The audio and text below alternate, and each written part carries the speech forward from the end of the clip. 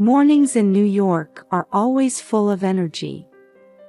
I, Jennifer Aniston, wake up to the sunlight streaming through the window. Looking at my husband George Clooney, quietly breathing beside me, warms my heart. Married for 10 years, he has always been my support. I slip out of bed and quietly head to the kitchen. While preparing breakfast, I glance at the family photos on the wall. A picnic in Central Park, watching a musical on Broadway, and Noah's 5th birthday party. Each photo overflows with our family's happiness. Mom! Noah's cheerful voice comes from upstairs. His smile brightens the start of my day. Good morning, Noah. Today's breakfast is your favorite pancakes, I call out, and Noah's eyes light up. George wakes up too, gently greeting us with, "Good morning, my loves."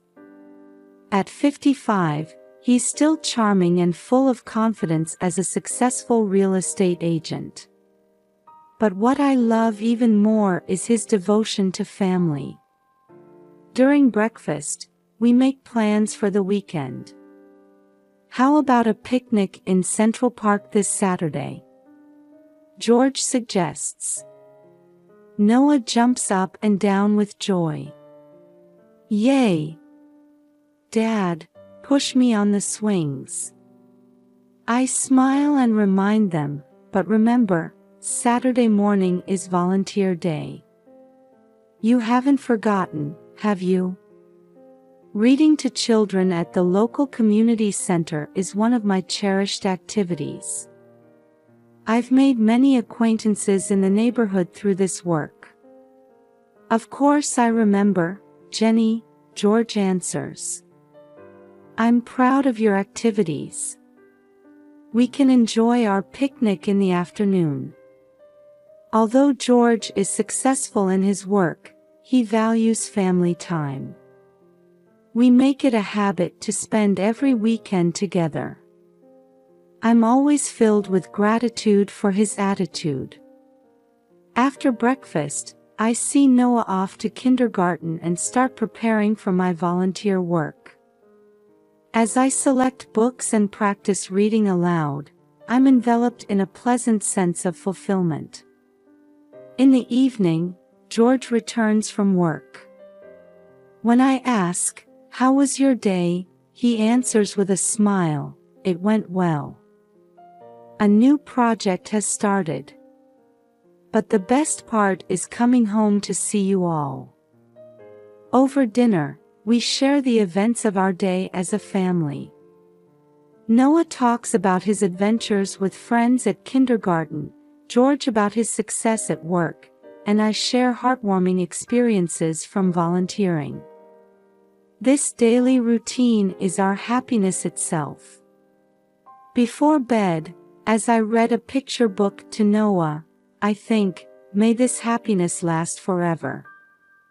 Before going to sleep, George and I relax in the living room. Jenny, I'm really happy I married you, George says. I squeeze his hand back. I feel the same, George.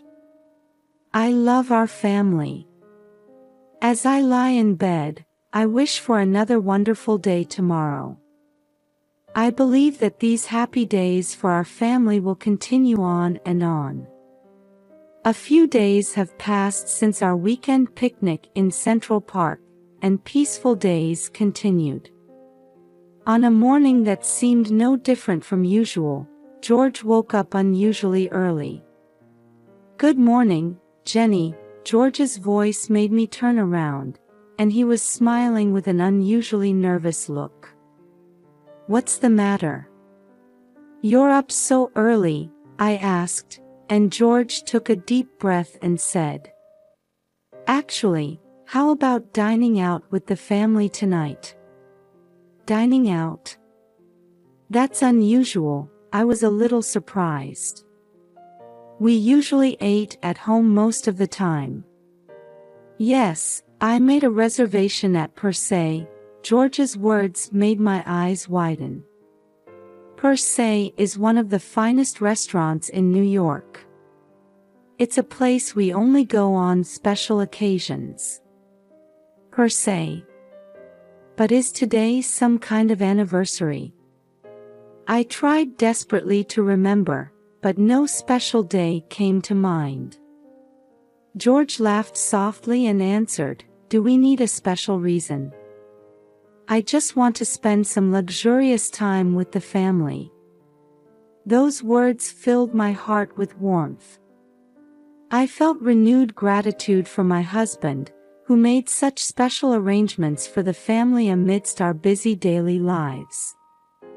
"Noah will be thrilled," I said, imagining our son's sleeping face. During breakfast time, we announced the surprise to Noah. "We're going to a special dinner tonight," I said, and Noah's eyes lit up with joy. "Yay! Are we going for pizza?" Noah's innocent reaction made me and George laugh. "No, somewhere even nicer." "So we need to dress up with Dad," I gently patted Noah's head. All day long, my heart was bouncing with anticipation. Even during volunteer activities, I couldn't help but wonder. Why did George suddenly make such a proposal? Is there something special happening? After returning home, we started getting ready. I chose Noah's favorite little suit. "Mom, do I look cool?" Noah asked, and my heart melted. "Of course. You're the coolest in the world," I answered proudly. While choosing my own clothes, I pause in front of the mirror. My eyes suddenly catch my wedding ring. I remember the day George proposed to me 10 years ago. The joy and excitement from that time seemed to resurface. Could it be? I whispered to myself. A feeling that something special might happen tonight makes my heart flutter. George is also quietly preparing. There's an air about him as if he's hiding some secret. But I have no idea what it could be. "Ready?" George's voice brought me back to reality. "Yes, I'm all set," I answer with a smile. Before leaving the house, we stood in front of the mirror. George in his suit, me in my dress, and Noah in his little suit. Seeing the three of us together, I was filled with happiness. "Well, shall we go?" George said. There was a slightly different tone to his voice than usual. As we got into the taxi, I prayed in my heart. May tonight be an unforgettable, wonderful night for our family. As we got out of the taxi, the elegant exterior of Per Se came into view. Noah, looking excited, pulled our hands with his small ones. "Mom, Dad, let's go in quickly." The hostess who greeted us at the entrance smiled warmly. "Mr. and Mrs. Aniston, we've been expecting you." Her polite demeanor made me feel the high class of this place. We were guided to a luxurious private room. Through the floor-to-ceiling windows, we could see a panoramic view of New York at night. Noah's eyes sparkled as he exclaimed, "Wow, amazing." As we sat down, a waiter brought us menus. George seemed a bit restless, checking his phone several times. Usually, he doesn't worry about work during dinner, but today he seems different. "Is something wrong?" I asked, and George hurriedly put away his phone. No.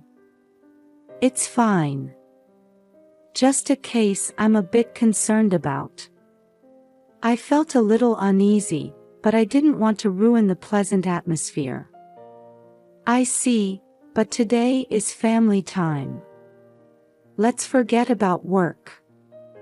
George nodded with a smile, but I could sense some tension in his expression.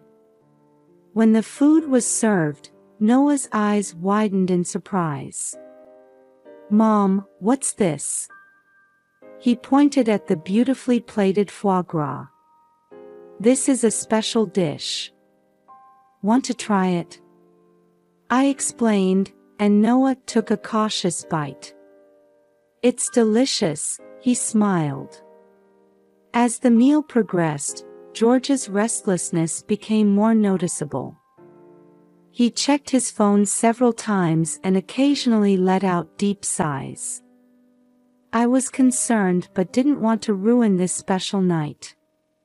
It might be a work emergency, I told myself, trying not to worry too much.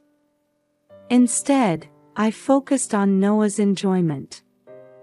His innocent delight in the high-class cuisine warms my heart.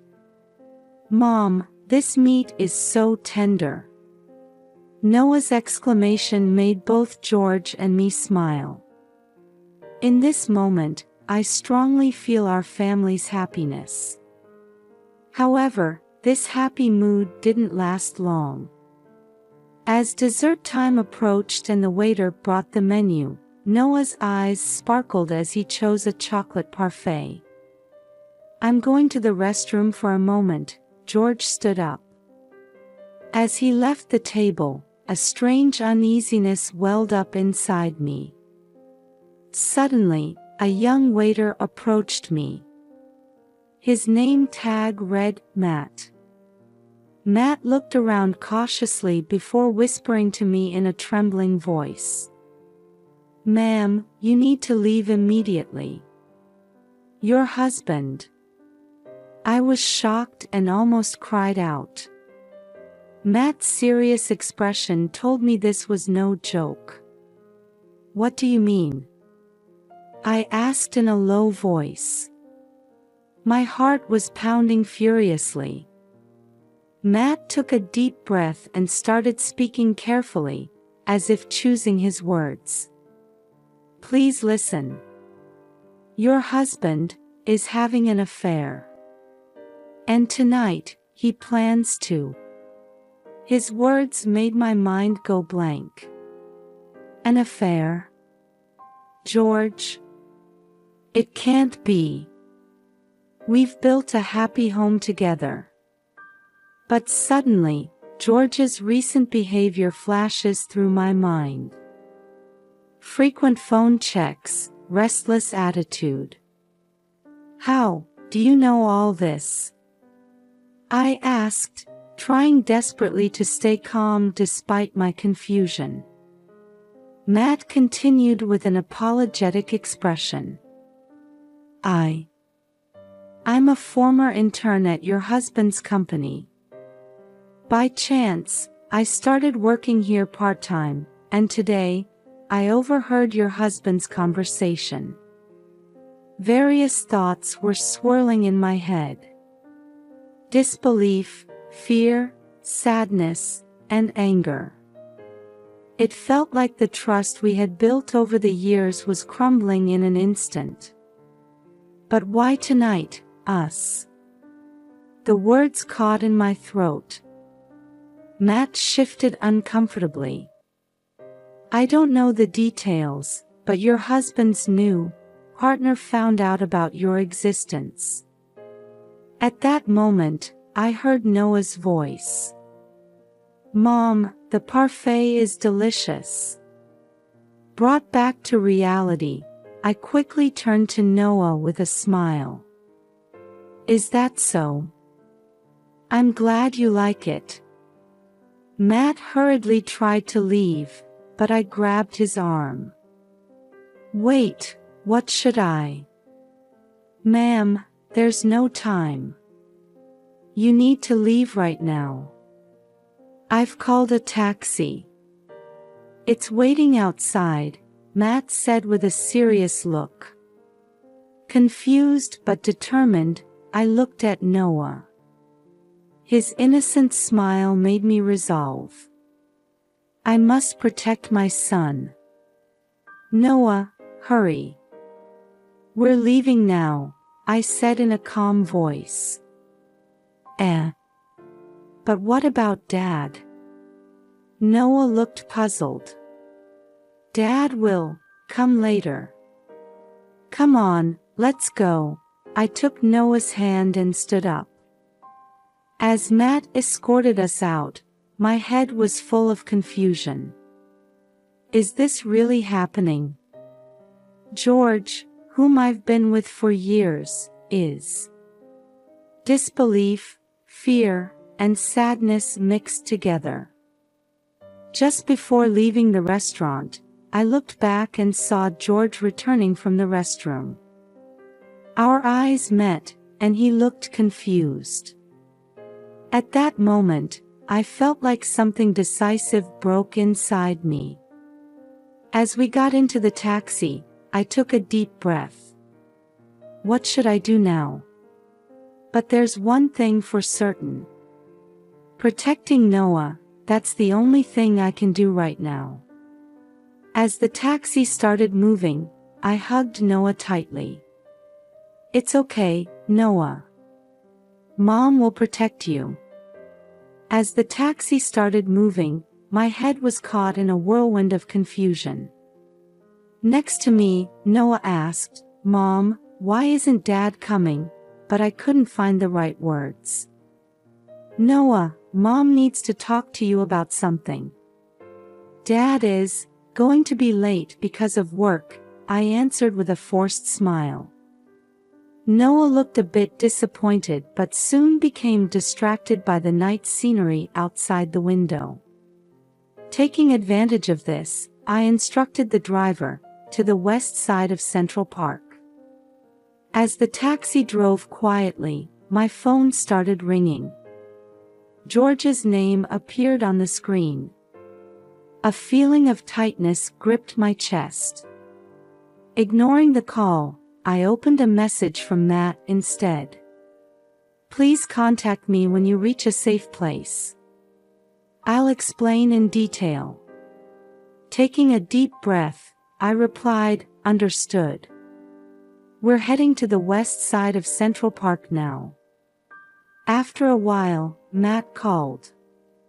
I spoke in a low voice so Noah couldn't hear. Matt, please tell me everything in detail. On the other end of the phone, Matt hesitated a bit before starting to speak. Actually, I worked at George's company. I quit 6 months ago, but that's when I noticed his affair. I gasped. Since 6 months ago? Yes.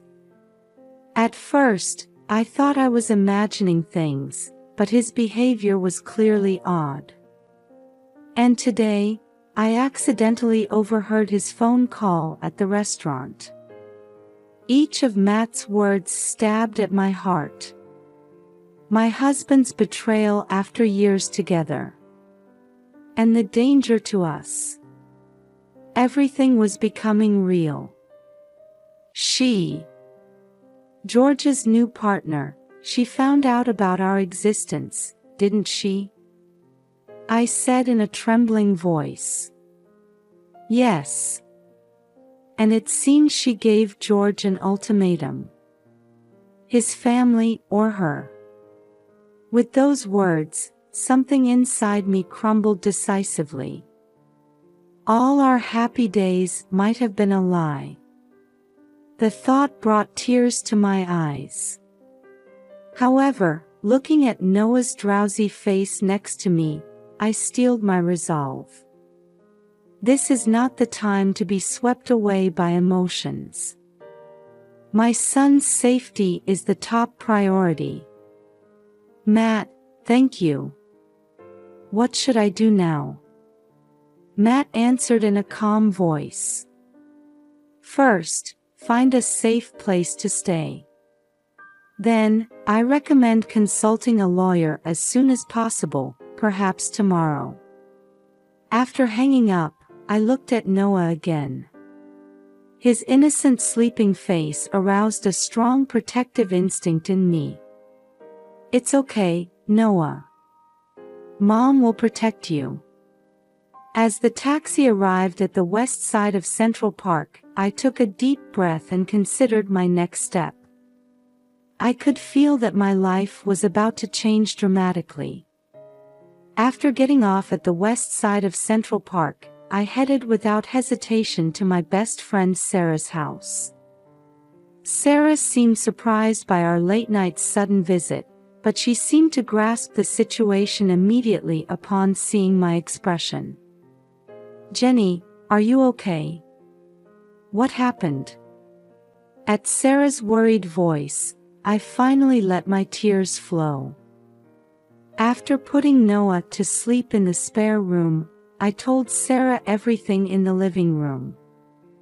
George's betrayal, Matt's warning, and our current situation. "I can't believe it." Sarah was speechless. "But you can stay here. For as long as you need."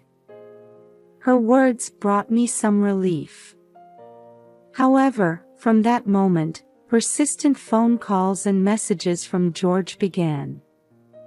"Jenny, where are you? Why did you suddenly disappear? Is Noah safe? Please contact me immediately. What's going on? Let's talk." Each message disturbs my heart. Even though they're words from someone I've trusted for years, now they all sound like lies. Sarah put her hand on my shoulder. "Don't reply. Let's consult a lawyer first."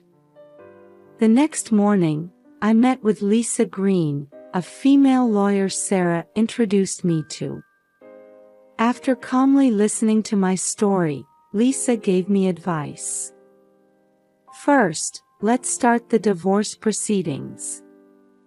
And depending on George's actions, we might consider a restraining order." I exhaled deeply. Divorce. Saying that word still doesn't feel real. And gathering evidence is crucial. Messages from George and Matt's testimony could be useful, Lisa continued. From this day, it felt like my new life had begun. While staying at Sarah's house, I kept in touch with Lisa and proceeded with the necessary steps. I still haven't told Noah the whole truth. I've only given him a simple explanation: Dad has gone away for a while. Every time I see his innocent smile, my heart aches. A few days later, a restraining order was finally issued.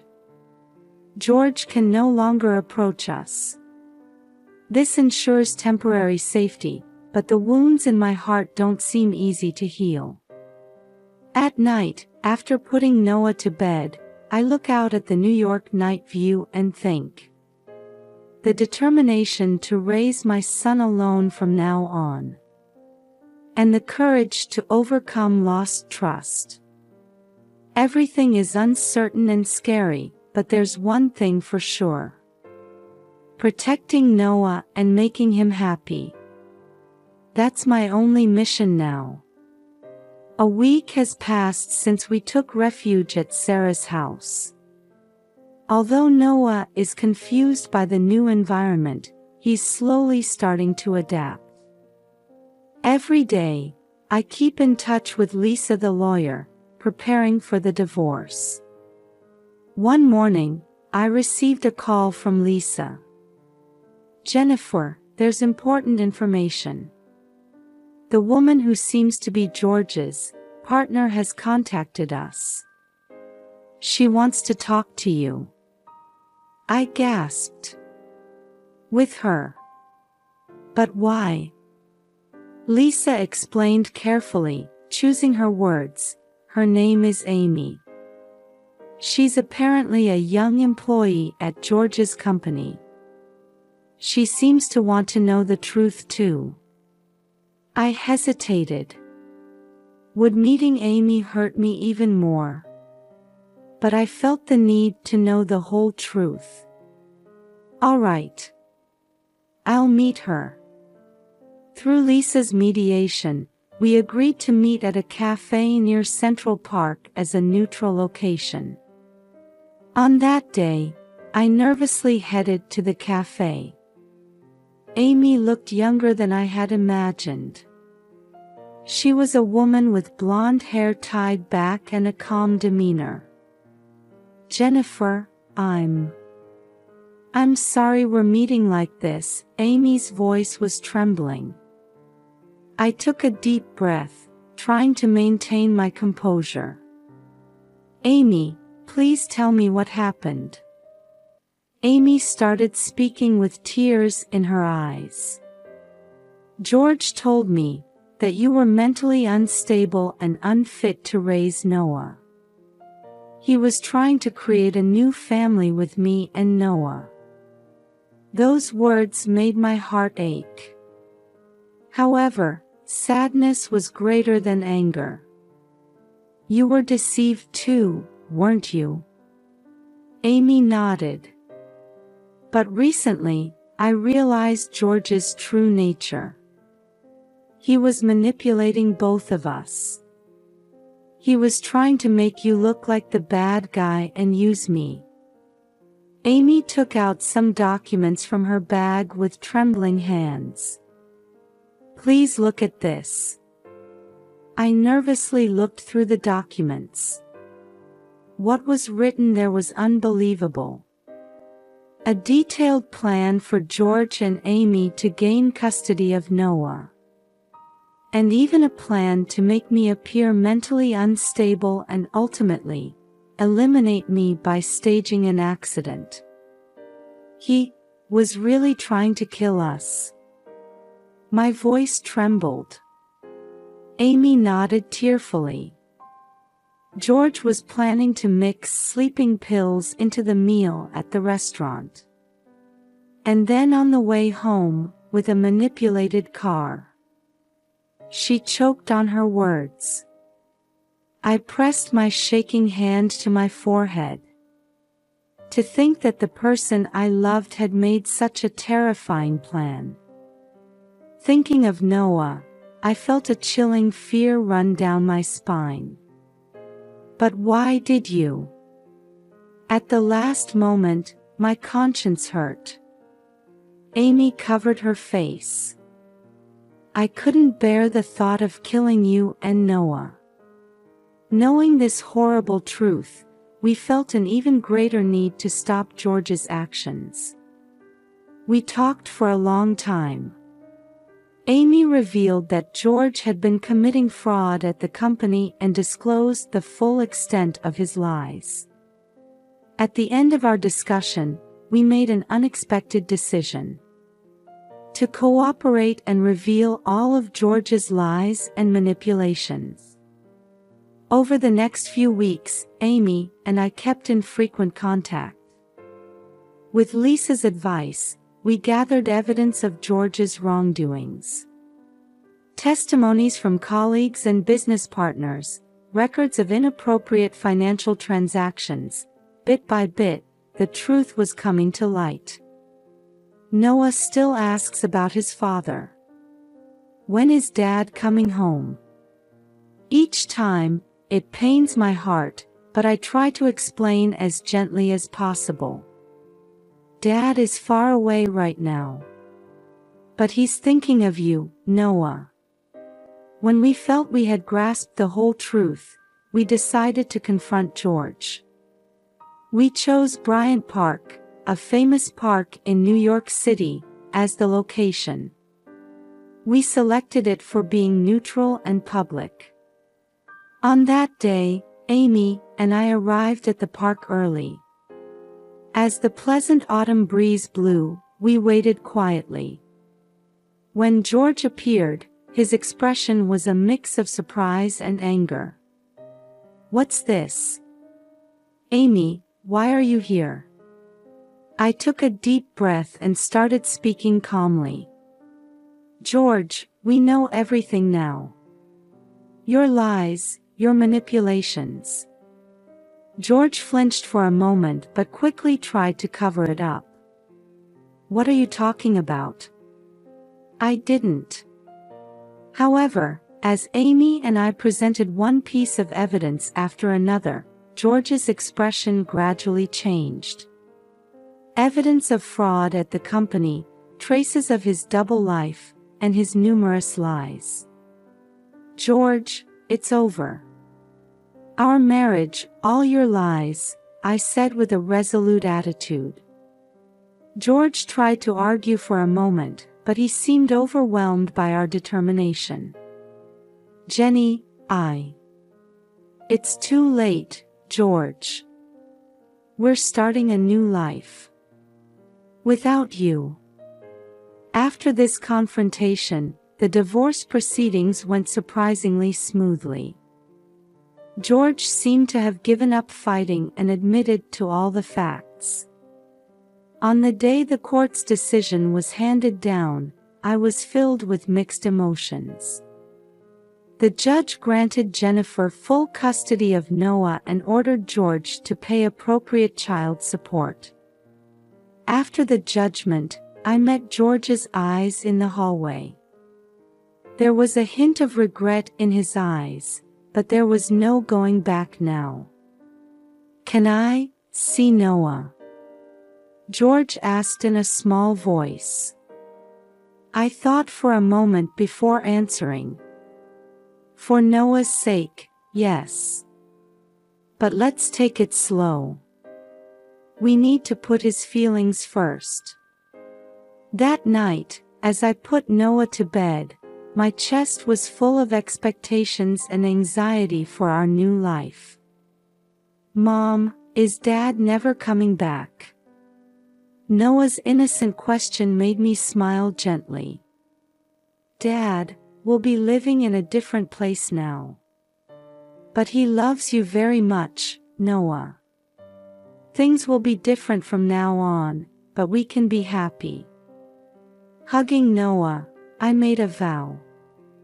No matter what difficulties lie ahead, I will protect this child and make him happy. That's the beginning of our new life. Looking out at the New York night view through the window, I took a deep breath. The road ahead won't be easy. But now I have courage and strength. And above all, I have my beloved son. Well, it's the start of a new adventure, I whispered. With those words, I felt a warm light of hope ignite in my heart. The gentle spring sunshine softly illuminates the greenery of Central Park. Sitting on a picnic blanket, I watch Noah playing in the distance. He's throwing a frisbee with his new friends, his smile as radiant as the sun. Noah, come here. The sandwiches are ready. I call out, and Noah runs over energetically. Mom, did you see? I could throw it really far. That's amazing. I was watching you, I gently stroke his head. While Noah munches on his sandwich, I call my friend Sarah. Jenny, how are you? Sarah's voice warmly resonates.